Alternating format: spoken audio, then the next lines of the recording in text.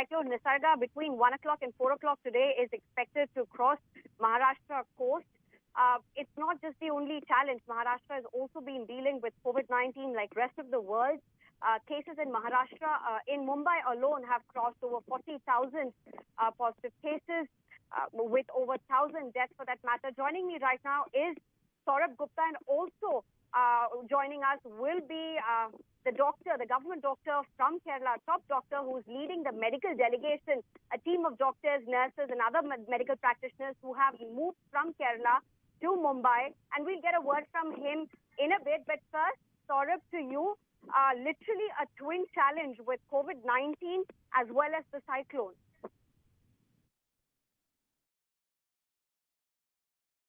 Okay, we'll try and get Saurabh in a bit. Dr. Santhosh, to you first. Thank you for joining NDTV at this time.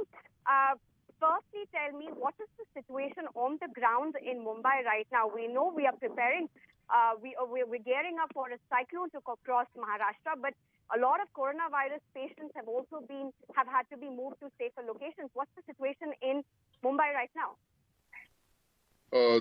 Thank you, Sneha, for inviting me to the discussion. The situation in Mumbai is quite alarming with these twin disasters happening here.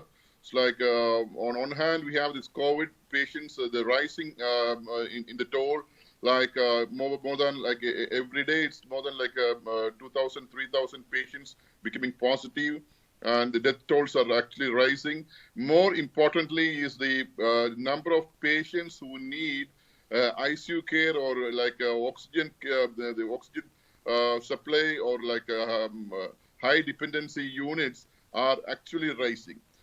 This is becoming a big problem in Mumbai. That's what I feel, because almost all the hospitals are really full, and they almost more importantly all the ICUs in every government setup and in every COVID special hospital is also again full. So the patients who require supplementation of oxygen or high flow oxygen, or patients who need ventilators or patients who need ICU care are running from pillars to pillars, from hospitals to hospitals in ambulances.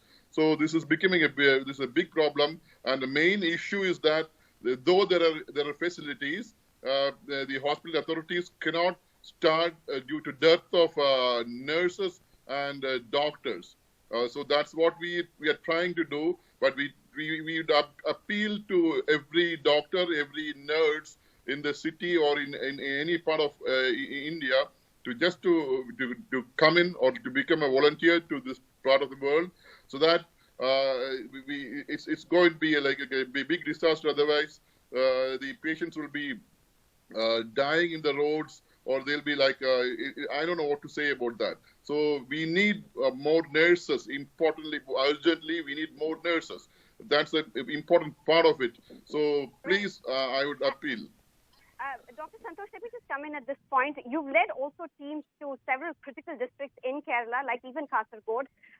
Give us a sense of how many volunteers have actually reached Mumbai right now from Kerala. How many teams are there with you right now? This is not an official government delegation per se, but you are a government doctor who has led teams in Kerala. So what's the strength right now of the volunteering team, and how much more do you think is required for Mumbai? I think it's like, if you think of this, we are now like 18 doctors here. They're traveling every day. They're traveling in batches from Kerala, but there is a lot of hurdles and a lot of challenges, just because like every flight is being cancelled. Actually, now we have 18. Today again there were like 10 doctors and 10 nurses coming in, but I don't know how they reach in this cyclone issue, because I don't know if the flights might be cancelled. As of now, only one flight operates from Kerala directly to Mumbai. That's an Air Asia flight at 4 o'clock. So I'm really tense that because the 20 of our team members are actually traveling today, and I don't know if they would reach us as in this issue. This cyclone issue is actually there, so the flight might get cancelled. But what I feel is that if you consider the Kerala and Mumbai, it's totally different. It's totally different social scenarios. Yes, that's right. Very different, and we'll try and get into that, but we're short of time right now. Dr. Santhosh, last question to you. What are the top 3 things that you think Maharashtra or Mumbai per se needs to focus at this point?